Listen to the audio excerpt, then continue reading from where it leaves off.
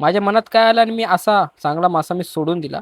ते का तुम्हाला व्हिडिओच्या दरम्यान नक्की कळलं आहे. जय मल्हार मंडळी, मी आहे नाना दादू. स्वागत करतो तुमचं डेली ब्रीफ ब्लॉगचा दिवस 13वा. आज आपली बोट दादा घेऊन आला आणि आम्ही निघालो होते म्हणजे आमची काल जी रात्री जाळी मारली होती ना ती पालवण्यासाठी. पाणी आज मस्त होता, वातावरण चांगलं होतं, मन प्रसन्न होता आणि बोट घेऊन निघाले ते म्हणजे आमची जाळी पालवण्याच्या दिशेने. एकीकडे सूर्यदेवांचं आगमन आलं होतं, त्यांना नमस्कार केला आणि बघतोय तर आपल्या जाळामध्ये ना मंडळी मुठे लागले होते आणि सोबत ना एक मोठा साईजचा वडासुद्धा लागलेला. हा मंडळी वडा बाजूला ठेवताच बघतोय तर अजून एक आपल्याला वडा लागला आणि हे वडे जिवंतच होते.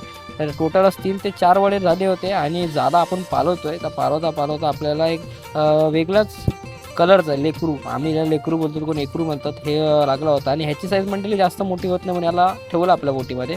नंतर परत आपल्याला लागला तर म्हणजे ब्राऊन स्पॉटेड ग्रुपर. हा आम्हाला मोठा पण होतो आणि आमच्या खांद्याला सुद्धा हा खूप लागतो म्हणून ह्याला आम्ही काय केला तर सोडून दिला.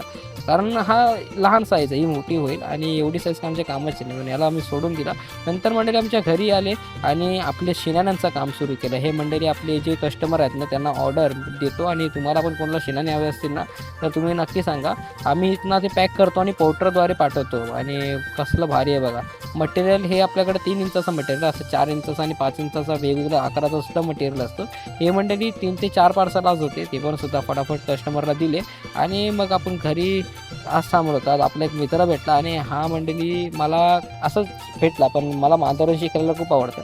त्यात मंडळी हा पण एक मला रस्त्यावर दिसला, पण ह्याच्याशी बोलतात ना एक चांगलं बॉन्डिंग झाली, करा खेळत होता खूप आणि मला खूप आवडतात मांजरी. मी पहिल्यापासून मांजरांशी आणि प्राण्यांशी बराच खेळतो.